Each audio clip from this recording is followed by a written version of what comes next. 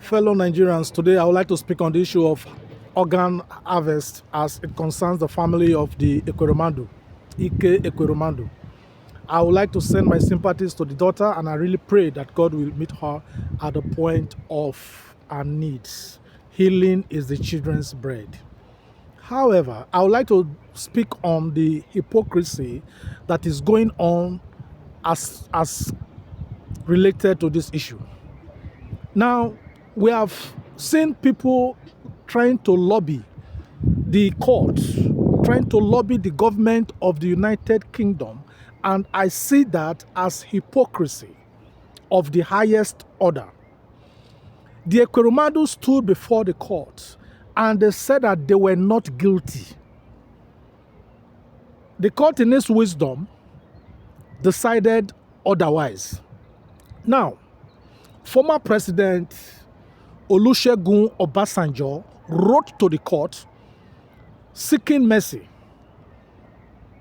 The same Obasanjo that could not use his years in office to build befitting hospitals for our country, Nigeria.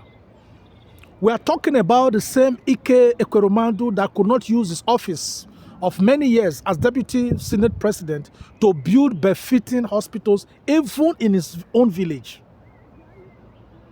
It did not stop with Obasanjo.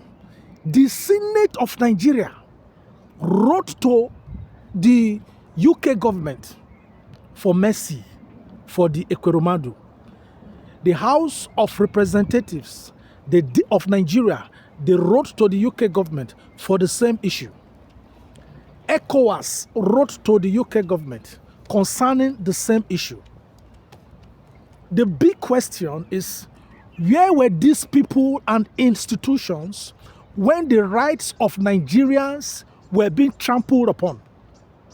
Why did they not speak when Nigerians are being detained against the rule of law?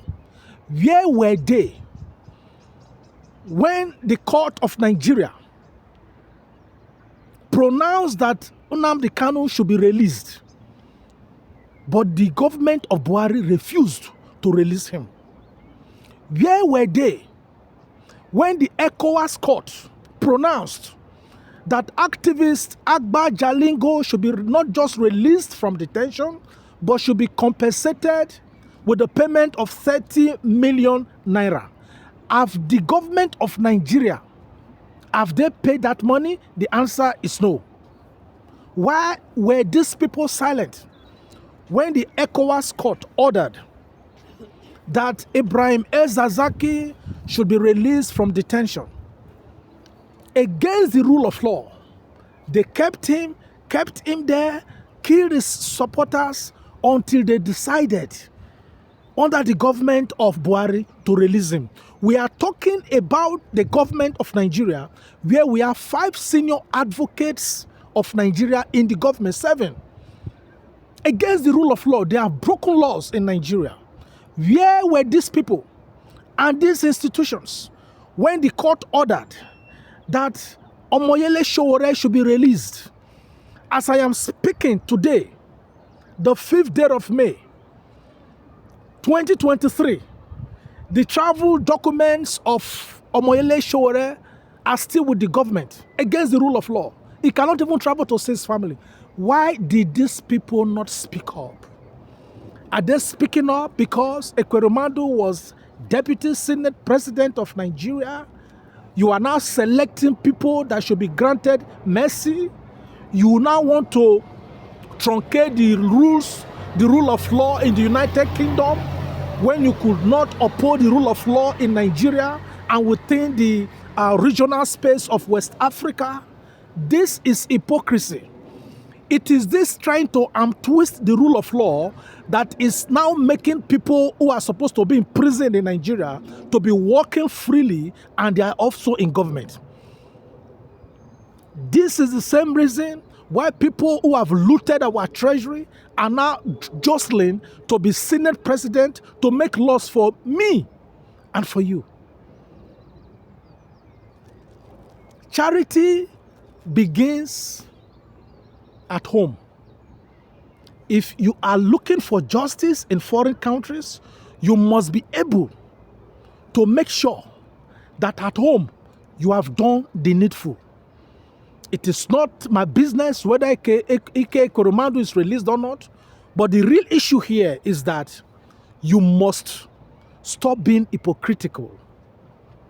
People cannot be in detention in Nigeria. Go to DSS facilities and see many Nigerians in court who have not been taken to court in detention. I beg your pardon. Many people that have been ordered to be released, they are in detention in various Nigerian courts. Go to Kirikiri. When the British built Kirikiri prison in 1955, the number of inmates required for that facility was 1,500 persons. Today, our people are cramped there like sardines, more than 5,000 of them there. Why are you not speaking for them? Speak for the release of persons that have been detained against the rule of law. That is what we should be talking about. In Nigeria, start with Nigeria before you go to UK. Start with Nigeria before you go to UK. I am Frederick Odorige, Global Coalition for Security and Democracy in Nigeria.